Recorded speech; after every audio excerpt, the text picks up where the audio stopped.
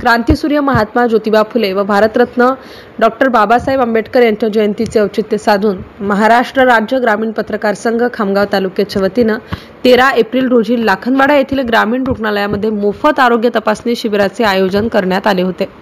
सकाळी 10 वाजता सरपंच सौ सुरेखा विलास पांढरे यांच्या हस्ते महात्मा ज्योतिबा फुले व डॉक्टर बाबासाहेब आंबेडकर यांच्या प्रतिमांचे पूजन व पुष्पमाला अर्पण करून या शिबिराचा शुभारंभ झाला।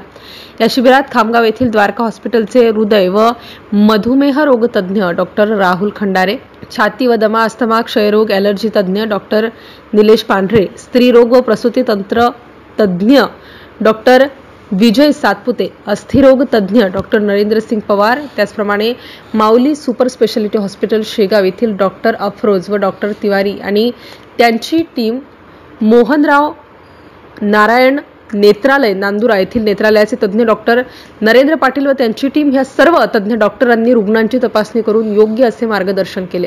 लाखनवाडा परिसरातील गावच्या नागरिकांनी या शिबिराला उत्तम प्रतिसाद देऊन एकूण 458 रुग्णांनी आपली आरोग्य तपासणी करून घेतली। सदर शिबिर यशस्वी होण्यासाठी डॉक्टर जयदीप चव्हाण, ग्रामीण रुग्णालयाचे वैद्यकीय अधिकारी डॉक्टर गुफरान उल्ला खान व कर्मचारी वृंद, खामगाव तालुका ग्रामीण पत्रकार संघाचे अध्यक्ष सचिन बोहरपी व संघटनेच्या सदस्यांनी विशेष परिश्रम घेतले। MCN न्यूज मराठीकरिता शेख हजीज शेख मोहम्मद, खामगाव।